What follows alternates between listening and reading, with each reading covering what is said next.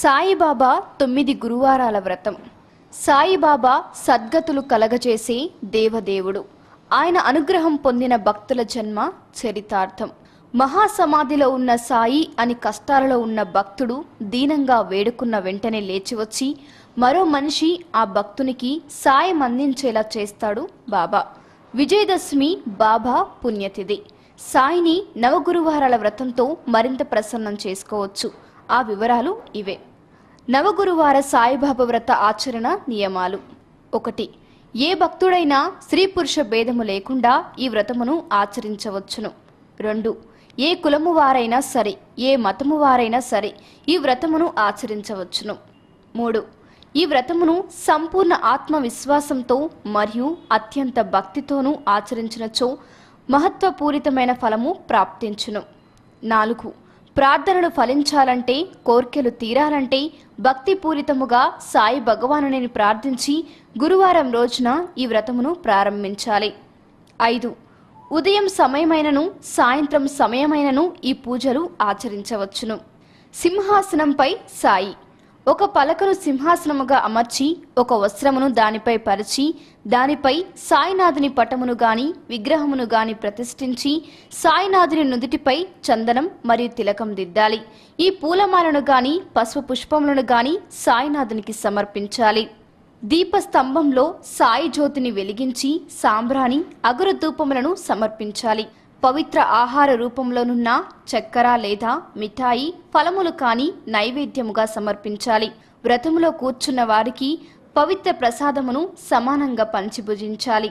6. పాలు కానీ కాఫీ కానీ టీ కానీ లేక మిఠాయిలు కానీ ఫలములను గాని ఆహారముగా సేవించునో లేక వ్రతమును ఆచరించు భక్తుడు ఒకే పూట ఆహారం సేవించి వ్రతమును ఆచరించాలి. ఆకలి కడుపుతోనో లేదా పూర్తి ఉపవాసంతోనో ఈ వ్రతమును ఆచరించరాదు. 7. వీలైనచో 9 గురువారములు సాయి మందిరమునకు వెళ్లి ప్రార్థించాలి. సాయిబాబా మందిరం దగ్గరలో లేని పక్షంలో గృహంలోనే అత్యంత భక్తితో పూజను ఆచరించాలి. సాయిబాబా వ్రతం. కోకిల వారికి 9 గురువారాల సాయిబాబా వ్రతమును గురించి వివరించింది. ఆత్మవిశ్వాసం మరియు సహనంతో సాయిబాబాను ప్రార్థించినచో వారి పిల్లల చదువులోనూ ప్రగతి చూపునని వారికి సలహా ఇచ్చినది. కోకిలి యొక్క బావ భార్య వారికి వ్రతం యొక్క వివరాలను చెప్పమని కోరక 9 గురువారములు ఫలములు పానీయములు తీసుకొని కానీ ఒక్క పూట ఉపవాసం ఉండి కానీ 9 వారములు సాయి మందిరంలో సాయినాథుని దర్శనం చేసుకోవాలి. 8. భక్తులు వేరే గ్రామానికి వెళ్లిన సమయంలో కూడా ఈ వ్రతమును కొనసాగించవచ్చును. 9. ఈ 9 గురువారాలు స్త్రీలు మైలుపడితే లేక మరో కారణం చేతో గాని పూజలను ఆచరించినచో ఆ గురువారం వదిలేయవచ్చును. ఈ వదిలేబడిన గురువారం లెక్కించరాదు. మరియు రాబోవు గురువారం ఈ పూజను ఆచరించి 9 గురువారాలు పూర్తి చేసుకోవాలి. ఉద్యాపన విధానం మరియు వివరాలు. 1. 9వ గురువారం 5 మంది బీదలకు అన్నదానం చెయ్యాలి. 2. ఈ వ్రతం యొక్క శక్తిని ప్రజలకు తెలియజేయడానికి ఈ సాయిబాబా వ్రతం పుస్తకములను ఉచితంగా పంచవలెను. 3. 9వ గురువారం నాడు ఈ పుస్తకములను పూజ గృహమునందు ఉంచి పూజించి ఇతరులకు పంచితే పుస్తకం ప్రసాదముగా అందుకునే వారికి దైవానుగ్రహం లభించును. పైన చెప్పిన నియమాలతో ఈ వ్రతమును ఆచరించి ఈ దానములు గావించినచో సాయిబాబా కృపతో భక్తుని కోరికలు ప్రార్థనలు నెరవేరును. ఒక పలకను సింహాసనముగా అమర్చి ఒక వస్త్రమును దానిపై పరిచి దానిపై సాయినాథుని పటమును గాని విగ్రహమును కాని ప్రతిష్ఠించి సాయినాథుని నుదుటిపై చందనం మరియు తిలకం దిద్దాలి. పూలమాలను కాని పసుపు పుష్పములను గాని సాయినాథునికి సమర్పించాలి. దీపస్తంభంలో సాయి జ్యోతిని వెలిగించి సాంబ్రాణి అగరధూపములను సమర్పించాలి. పవిత్ర ఆహార రూపంలోనున్న చక్కెర లేదా మిఠాయి ఫలములు కాని నైవేద్యముగా సమర్పించాలి. సాయిబాబా వ్రత కథ.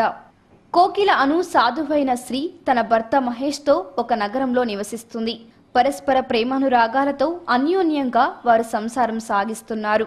అయితే మహేష్ది దెబ్బలాడు స్వభావం మరియు అతని మాటలతో భాషలలో సభ్యత్వాను హద్దులే ఉండేవి కావు. ఇరుగు పొరుగు వాళ్లకు మహేష్ స్వభావం చాలా ఇబ్బందికరంగా ఉండేది. కానీ కోకిల చాలా శాంత స్వభావురాలైన భక్తురాలు. అపారమైన విశ్వాసంతో ఆమె సహృదయంతో సహనంతో అన్ని కష్టాలు సహిస్తూ వస్తుండేది. కాలక్రమంగా ఆమె భర్త యొక్క వ్యాపారము దెబ్బతినగా సంసారం సాగడమే కష్టంగా ఉండేది. కానీ మహేష్ పొద్దస్తమానం ఇబ్బందులకు గురవుతూ చీటికి మాటికి భార్యతో పోట్లాడుతూ ఉండేవాడు.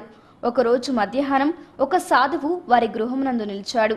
ఆ సాధువు కోకిల వందనం చూసి బియ్యం మరియు పప్పు భిక్షం అడుగుతూ సాయిబాబా నిన్ను అనుగ్రహించుగాక అని కోకిలను దీవించాడు. కోకిల చాలా బాధపడుతూ ఈ జీవితంలో తనకు సంతోషం అనేది రాయబడి లేదంటూ తన విషాద గాథను చెప్పుకొచ్చింది. కోకిల అను సాధువైన స్త్రీ తన భర్త మహేష్తో ఒక నగరంలో నివసిస్తుంది. పరస్పర ప్రేమానురాగాలతో అన్యోన్యంగా వారు సంసారం సాగిస్తున్నారు. అయితే మహేష్ది దెబ్బలాడు స్వభావం మరియు అతని మాటలతో భాషలలో సభ్యత్వ అను హద్దులే ఉండేవి కావు. ఇరుగు పొరుగు వాళ్లకు మహేష్ స్వభావం చాలా ఇబ్బందికరంగా ఉండేది. కానీ కోకిల చాలా శాంత స్వభావురాలైన భక్తురాలు. అపారమైన విశ్వాసంతో ఆమె సహృదయంతో 9 గురువారాలు వ్రతం చేసింది. ఆ సాధువు ఆమెను సాయిబాబా వ్రతమును 9 గురువారములు ఆచరించమని ఉపదేశించినాడు. వ్రత సమయమునందు పళ్ళు పానీయములు లేక ఒక పూట ఆహారము మాత్రమే భుజించాలని ఆదేశించాడు. సాధ్యమైతే సాయిబాబా మందిరానికి వెళ్లి ప్రార్థించాలని లేదా గృహంలో సాయి పూజను ఆచరించి 9 గురువారాలు తన శక్తి సామర్థ్యాలకు అనుగుణంగా నిర్దేశించబడిన నియమాలను అనుసరించి బీదలకు అన్నదానం గావించి 5 మందికి లేక 11 మందికి శ్రీ సాయి వ్రత పుస్తకాలను ఉచితంగా వితరణ గావించాలి. ఈ వ్రత ఆచరణ చాలా మహత్వపూరితమైనది మరియు కలియుగానికి చాలా యుక్తమైనది. ఈ వ్రతము భక్తుని కోరికలను తీర్చును. కానీ భక్తునికి సాయినాథునిపై ప్రగాఢ విశ్వాసం మరియు భక్తి కలిగి ఉండాలి. ఏ భక్తుడైతే ఈ వ్రతమును నియమానుసారంగా భక్తి శ్రద్ధలతో ఆచరించునో అతని సమస్త కోరికలు ప్రార్థనలు సాఫల్యం గావించును అని సాధువు కోకిలకు చెప్పెను. కోకిల కూడా ఈ నవ గురువార వ్రతమును ఆచరించాలన్న దీక్షను గైకొని నిర్దేశించబడిన సమయానుసారంగా బీద సాధలకు అన్నదానం గావించి సాయి వ్రత పుస్తకములను 9వ గురువారం ఉచితంగా వితరణ గావించి వ్రత దీక్షను పూర్తి గావించినది. అలా కొన్ని రోజులు గడిచిన పిమ్మట ఆమె కష్టాలన్నీ మాయమయ్యాయి.